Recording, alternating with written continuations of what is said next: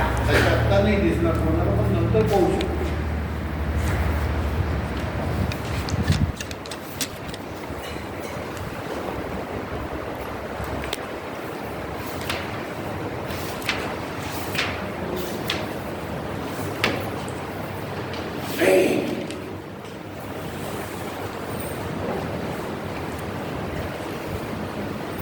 हेच चालू आहे.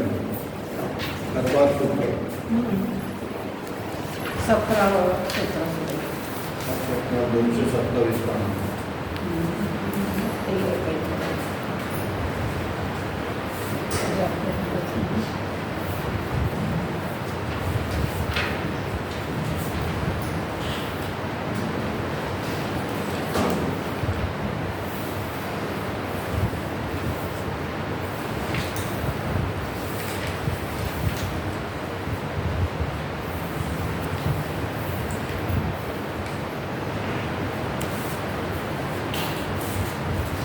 सर्वार्थ सिद्धी ग्रंथ अध्याय 7 सूत्र 17 चाललं आहे. मोर्चा परिग्रह त्यातलं आपण यातलं वाचलं होतं पंडित फुलचंदी शास्त्रीच्या पुस्तकातलं.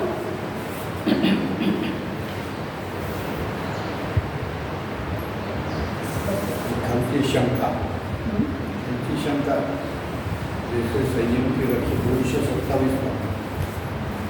पणाची शंका चालली का? जबकि शरीर पर है ते तर झालं ना. ते झालं तुमचं.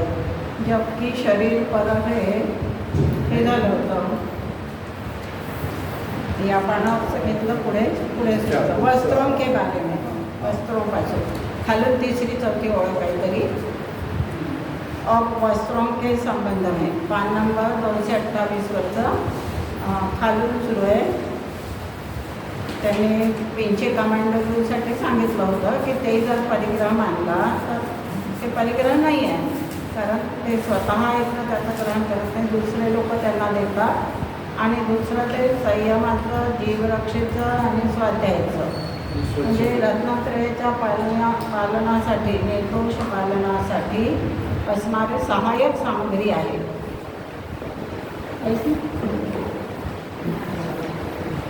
मोठा करावा आता आलं का?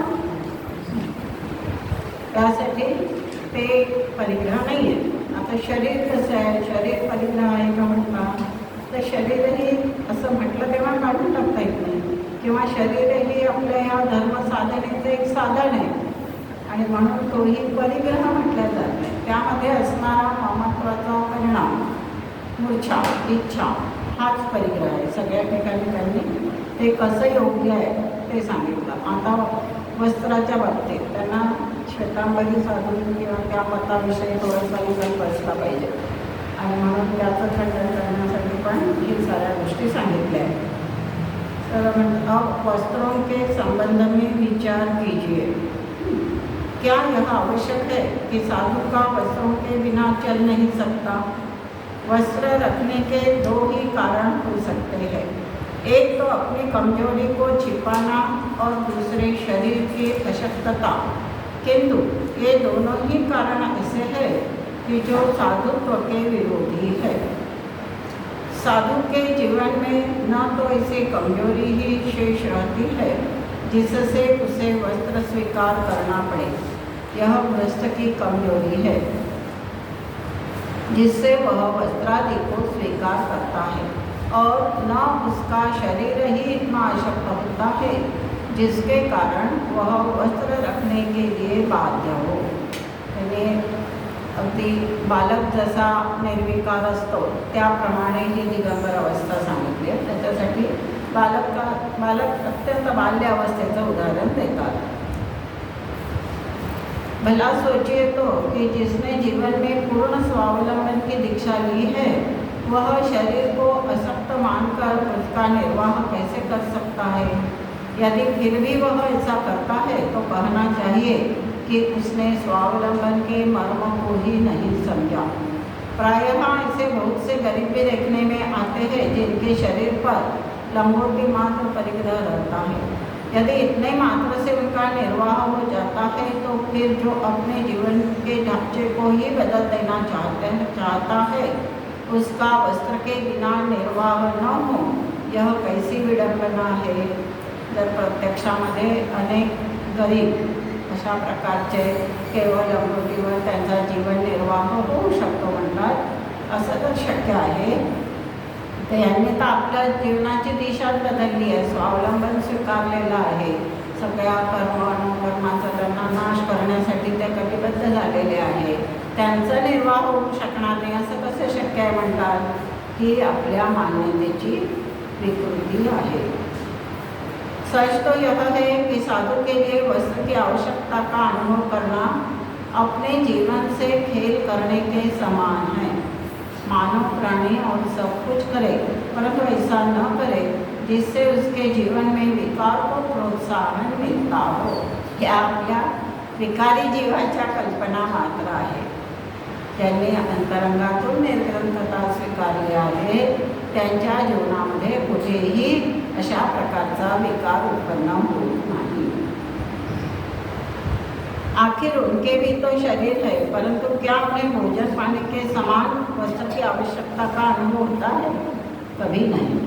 इस तरह जब पशु पक्षियों का वस्त्र के बिना काम चल जाता है, तो जिसने सकल परिग्रह का त्याग किया है उसका वस्त्र के बिना काम न चले, यह महत आश्चर्य की बात है. यह सब हम किसी विकार भाव से प्रेरित होकर नहीं लिख रहे हैं, किंतु जीवन की सही आलोचना है जो हमें ऐसा लिखने के लिए बाध्य करती है. आम्हाला कोणावर टीका करायची नाही आहे, परंतु वस्तुस्थिती काय आहे, खरा मोक्षमार्ग काय आहे हे सांगण्यासाठी आम्हाला अशा प्रकारचं लिहिणं भाग पडलं आहे असं म्हणतात. हम समझते हैं कि इतने विवेचन से यह स्पष्ट हो जाता है कि साधु के लिए पात्र की तरह वस्त्र की भी आवश्यकता नहीं है. इसके बाद भी यदि वस्त्र का आग्रह किया जाता है तब हम कहते हैं कि तो फिर अन्य परिग्रह ने क्या बिगाड़ा है. यदि वस्त्र के समान अन्य परिग्रह भी रहा आवे तो क्या हानि है. परंतु सच तो यह है कि बाह्य वस्तु का स्पर्श मात्र ही हेय है. का अशी भावना होते स्पर्श करण्याची म्हणतात. अंतरंगातून विकल्प येतो. ममत्व नसेल तरी पण विकल्प तर येतोच ना. मग तो सूक्ष्म महत्त्वाचा सूक्ष्म विकल्प आपल्याला जाणवत नाही, परंतु तोही हेय आहे. उससे जीवन में विकल्प आए बिना रहता नहीं. यद्यपि प्रारंभ में साधु के पास पीछे कमेंडर होते हैं, परंतु कभी कभी वे भी जब विकल्प के कारण हो जाते हैं, अतएव आगे चलकर उनका रहना भी जब प्रशस्त नहीं माना गया है, तब फिर वस्त्र के रखने की कथा करना ही व्यर्थ है. यही कारण है कि साधु के लिए वस्त्र त्याग का पूर्ण विधान किया गया है.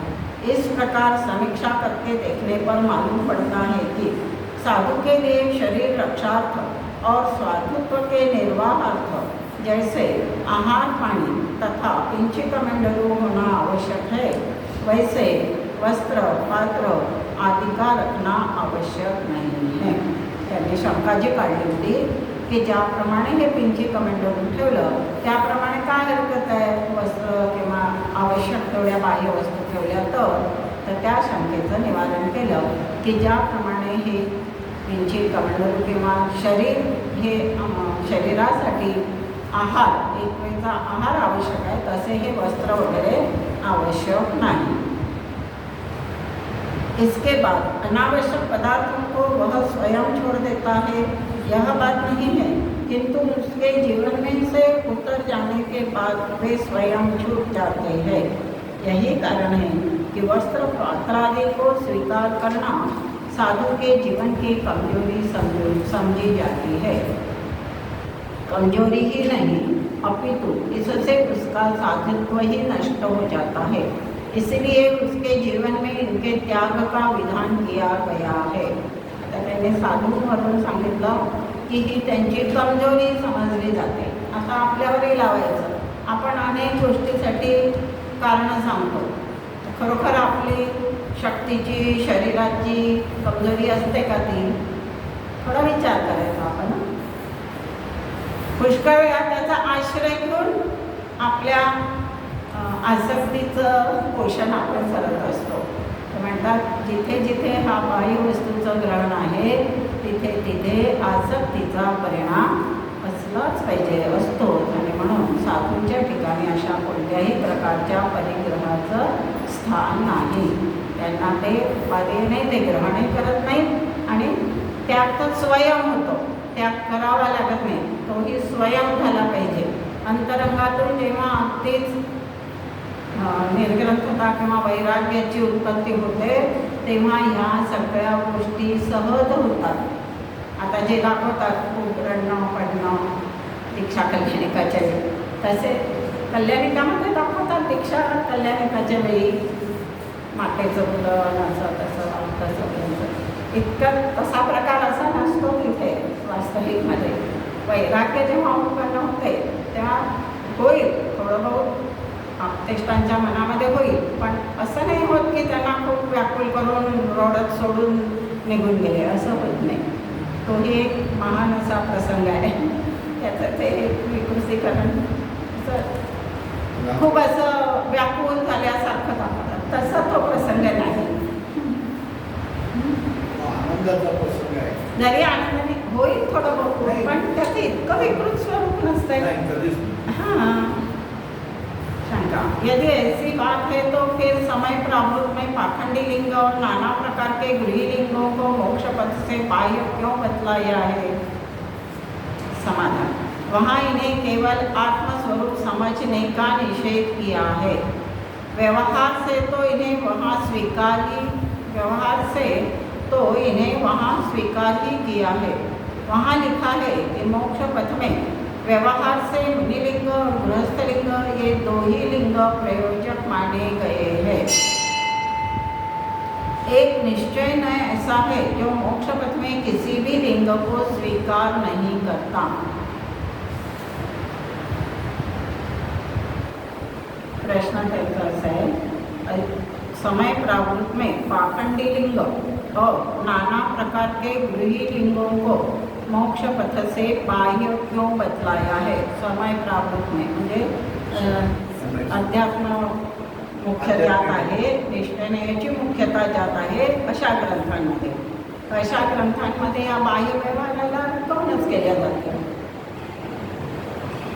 एक निश्चय नहीं ऐसा है जो मोक्ष पथ में किसी भी लिंग को स्वीकार नहीं करता.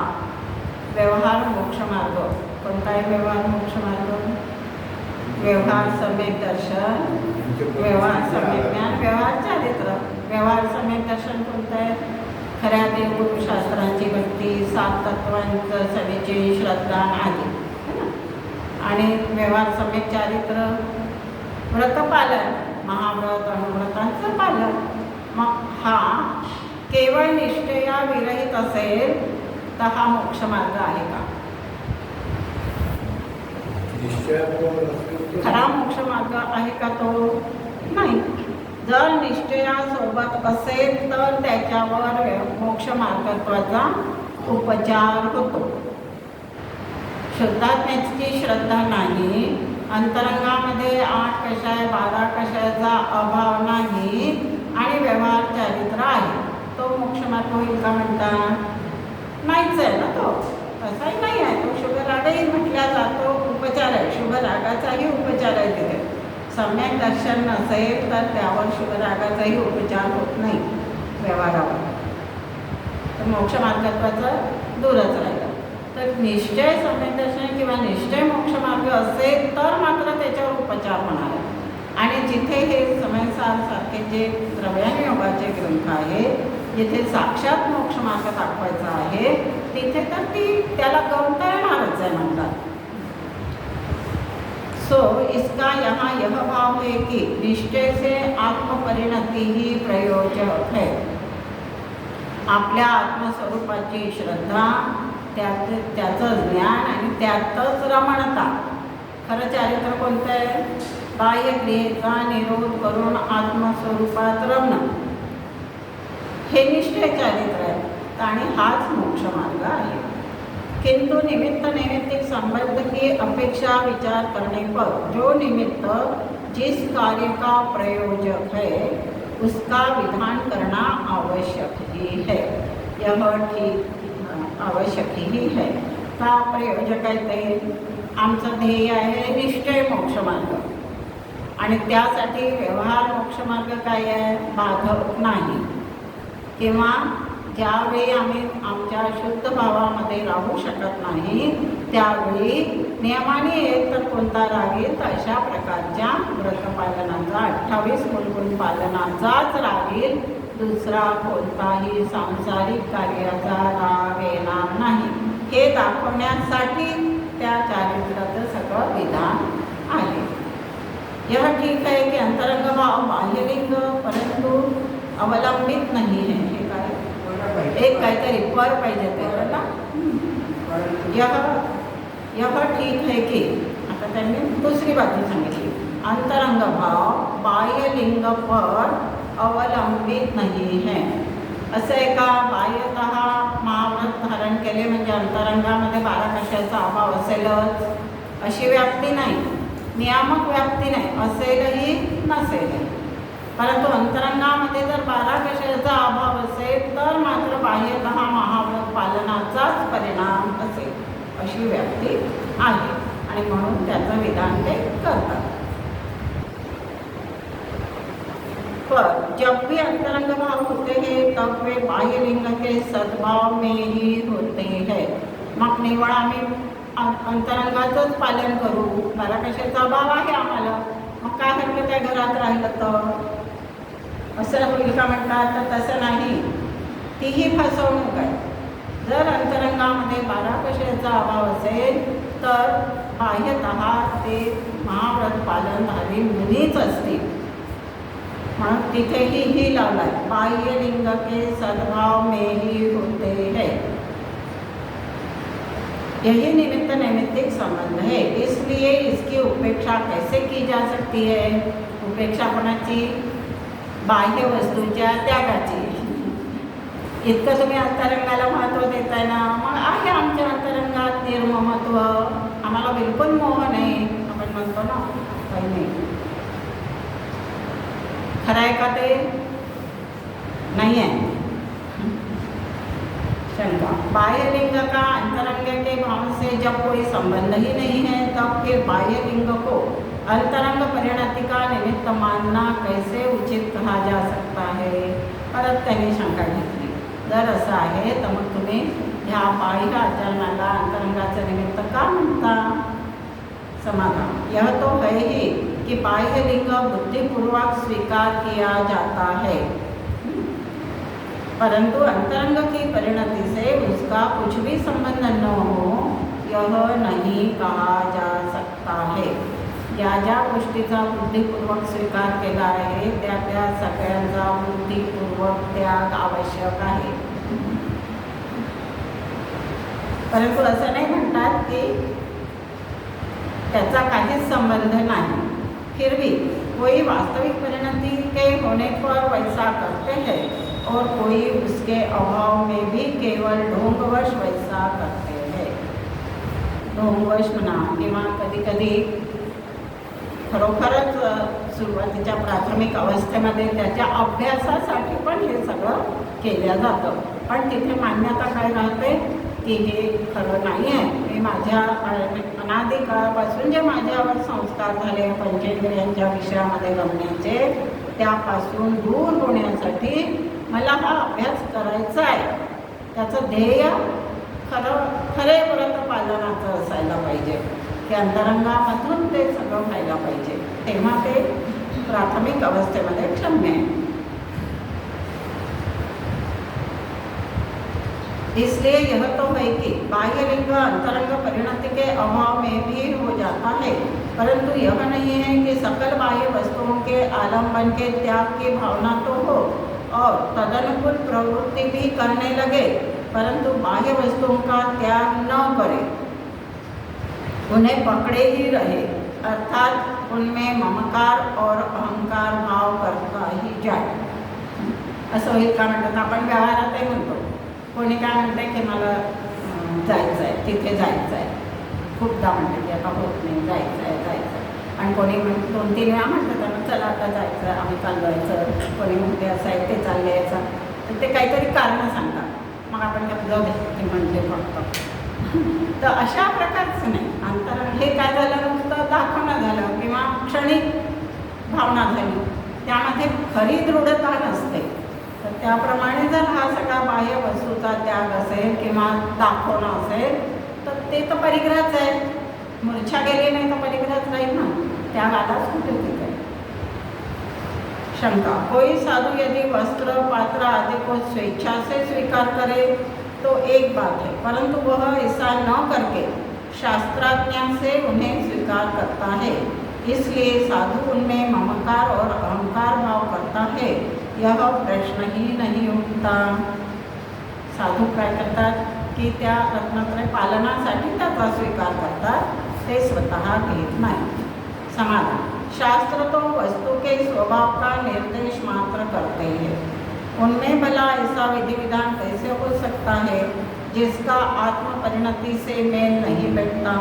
इसलिए शास्त्राज्ञा के नाम से जीवन में ऐसी कमजोरी लाना उचित नहीं है.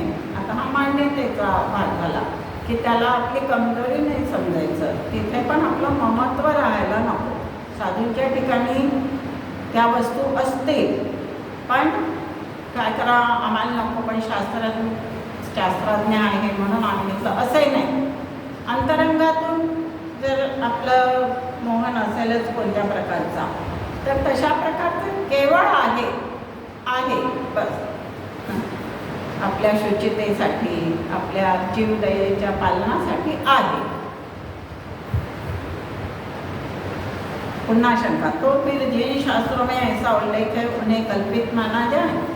समाधान, यह कैसे कहा जाए कि वे शास्त्र कल्पित है, परंतु इतना अवश्य है कि साधु को वस्त्र पात्र आदि रखने का निर्देश करने वाले उल्लेख श्रवण परंपरा के प्रतिकूल है, अतः वे त्याज्य है.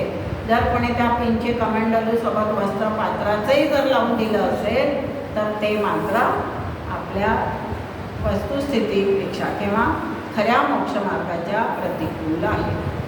श्रवण, पुन्हा शंका, श्रवण भगवान महावीर के पूर्ववर्ती श्रवण जबकि पात्र चीवर को स्वीकार करते थे तो इसे श्रवण परंपरा के प्रतिकूल कैसे माना जाए. समाधान, यह बात नहीं है. न तो श्रवण भगवान महावीर के पूर्ववर्ती श्रवण ही पात्र चीवर रखते थे और न उनके कालवर्ती श्रवण ही ऐसा करते थे. हाँ, इसके बाद शिष्यों में परिस्थितिवश यह दोष अवश्य आ गया है जो अब तक चालू है.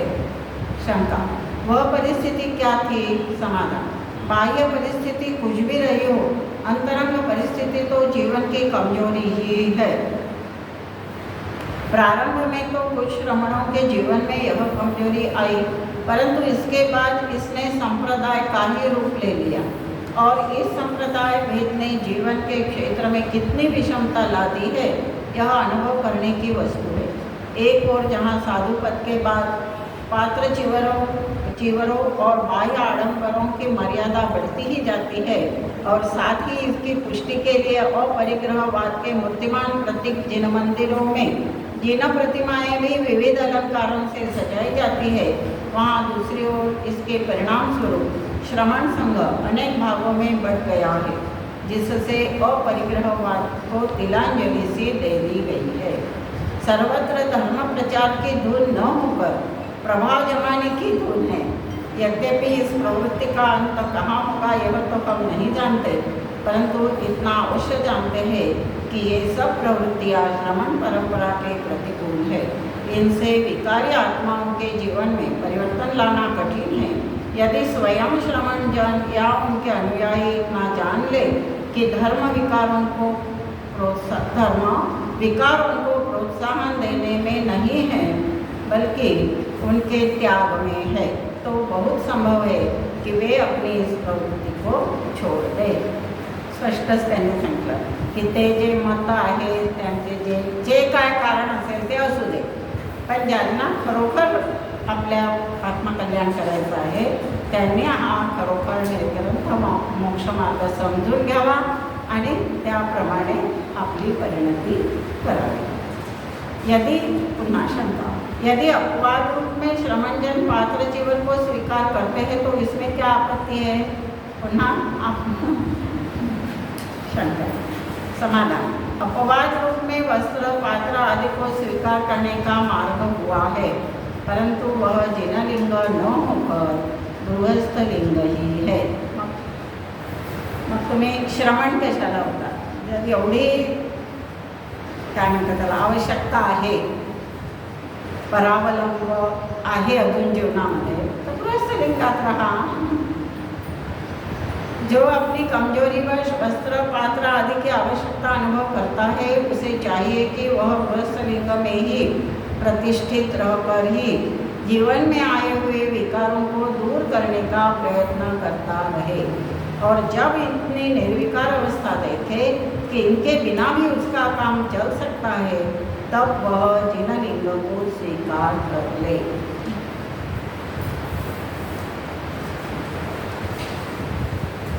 त्याच्यामध्ये काय आहे? त्यातही शंका समाधान आहे सगळे. राजवार्तिक आणि श्लोकवार्तिक वाचून मूर्छा शब्दाने आध्यात्मिक परिग्रहाचे ग्रहण होते, तेव्हा बाह्य परिग्रहाला परिग्रह म्हणता येणार नाही. शंका उपस्थित केली. समाधान, आध्यात्मिक म्हणजे आभ्यंतर परिग्रह मुख्य आहे, म्हणून मूर्छा शब्दाने मुख्यतया आभ्यंतर परिग्रहाचे ग्रहण केले आहे. आभ्यंतर परिग्रहाचे ग्रहण केल्यानंतर त्याला कारणीभूत असलेल्या गौण बाह्य परिग्रहाचे ग्रहण आपोआपच होते. तिथे अंतरंगत परिग्रह मूर्छेचाच नाश करायचा आहे, तिथे बाह्य परिग्रहाचा त्याग आलाच. शंका, बाह्य परिग्रह मुख्य नाही तर त्याचे ग्रहण कशासाठी केले जाते? समाधान, मूर्छेचे कारण असल्यामुळे बाह्य पदार्थांनाही उपचाराने मूर्छा म्हटले जाते. कारणामध्ये कार्याचा उपचार केला जातो. श्लोक वार्तिक म्हणतो, परिग्रह हे सर्व दोषांचे मूळ कारण आहे. प्रत्येक पापाच्या ठिकाणी त्यांनी सांगितलं की हे सर्व दोषांचं कारण आहे. हिंसा म्हटलं, हिंसा सगळ्याचं कारण. हिंसेनंतर असत्य म्हटलं, ते कोणताही पाप असो, पाचही पाप सगळे दोषाचेच कारण आहे. त्याचप्रमाणे हिंसा, असत्य, चोरी, कुशी, अब्रह्म यापैकी प्रत्येकाला उरलेल्या 4 अव्रतांचे पापांचे मूळ कारण मानता येते. कारण 5 पापांचा परस्परांमध्ये अविनाभाव संबंध आहे.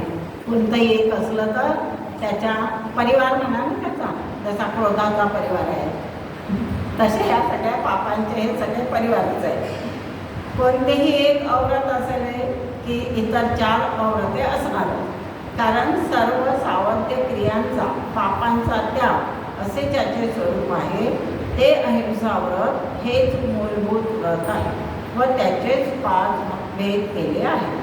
त्याला अनुसरून हिंसा हेच मूळ व्रत पाप आहे, बाकीचे त्याचे भेद आहेत. सर्व पापे हिंसामय आहे आणि धर्म अहिंसामय आहे. एक वाक्याचा सारायला. शंका, मूर्छा म्हणजे मोह हे परिग्रहाचे लक्षण सांगितले आहे आणि त्याला अनुसरून मुनींची पिंछी, कमंडलू, शास्त्रग्रंथ ही जी संयमाची उपकरणे आहेत त्यांच्याविषयी मुनींना मोह नसल्यामुळे त्यांना परिग्रह मानले नाही. मग त्याचप्रमाणे वस्त्र, पात्र, दंड इत्यादी वस्तूंनाही परिग्रह मानू नये, कारण तीही उपकरणे म्हणून मूर्छारहित भावाने स्वीकारली आहेत. समाधान, मूर्छेविना कोणीही वस्त्र, पात्रादी वस्तू ग्रहण करू शकत नाही. नाहीतर मग अशा अनेक वस्तू त्यांच्याविषयी मूर्छा म्हणजे मोह नाही असे म्हणून ग्रहण केल्या जातील. मूर्छेची बाह्य कारणे नियत नाही, ती असंख्यात आहेत. अंतरंग कारण मोहनीय कर्माचा उदय हे मात्र निश्चित आहे. वस्त्र, पात्रादी परिग्रह ग्रहण न करताही अंतरंग मोहोदयामुळे मूर्छाभाव असू शकतो, परंतु जिथे इच्छापूर्वक वस्त्र, पात्रादींचे ग्रहण आहे तिथे मूर्छा अवश्य असतेच. बाह्य परिग्रह हे कार्य आहे व मूर्छा हे कारण आहे. कारण असले म्हणजे कार्य होतेच असे नाही. मूर्छाभाव असला म्हणजे बाह्य परिग्रह असतोच असे नाही. पण कार्य असले की त्याचे कारण असलेच पाहिजे. उलटीकडून सांगितलं है ना. आम्ही म्हणू की बाह्य परिग्रह आहे पण आम्हाला इच्छा नाही, कोणी जबरदस्तीने दिलाय म्हणून आहे, आम्हाला इच्छा नाही, तर मग असं होत नाही. कार्य आहे तर कारण आहे. बाह्य परिग्रह आहे म्हणजे मूर्छा आहे. मूर्छा हे परिग्रहाचे कारणही आहे आणि कार्यही आहे. दोन्हीकडून लावलं तर कारणही आहे, कार्यही. शंका. मग पिंची कमंडलू आदींचे ग्रहण करण्यामध्येही मूर्छा असली पाहिजे.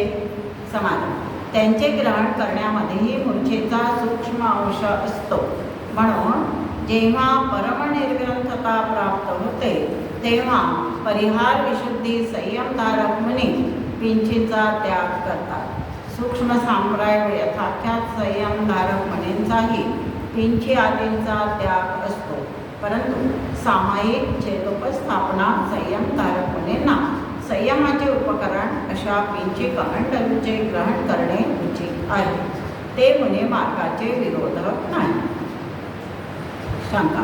12व्या गुणस्थानातील क्षीणमोह मुनींना शरीररूपी परिग्रह आहेत, तेव्हा सर्व बाह्य परिग्रह मूर्छेमुळे होतात असे म्हणता येणार नाही. समाधान. त्या मुनींना पूर्वभावातील मोहाच्या उदयाने झालेल्या कर्मबंधामुळेच ते शरीर प्राप्त झालेले असते. 4 घाती कर्मांच्या क्षयानंतर उरलेल्या 4 अघाती कर्मांचा व नो कर्मांचा म्हणजे शरीराचा त्याग करण्याकरिता ते क्षीणमोह मुनी परमचारित्र रूप पुरुषार्थ करतात.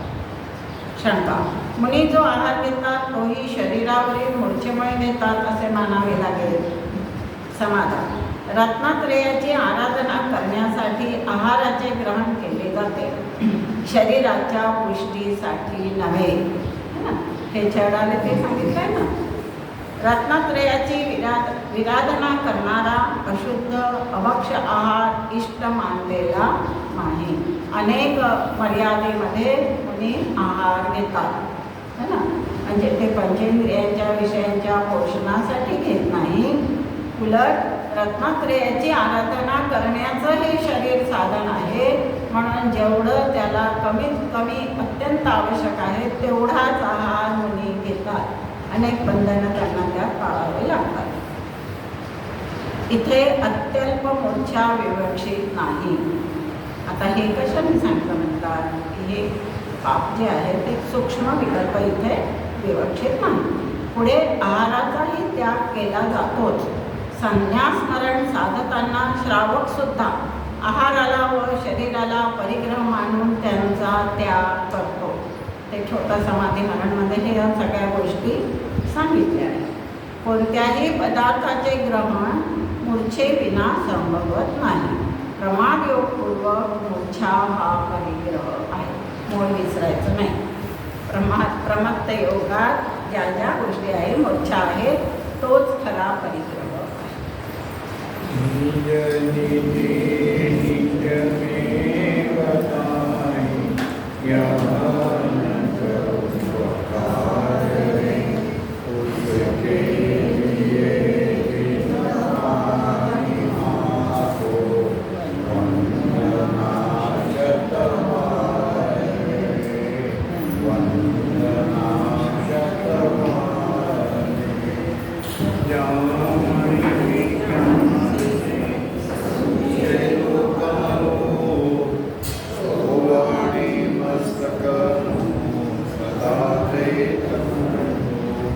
They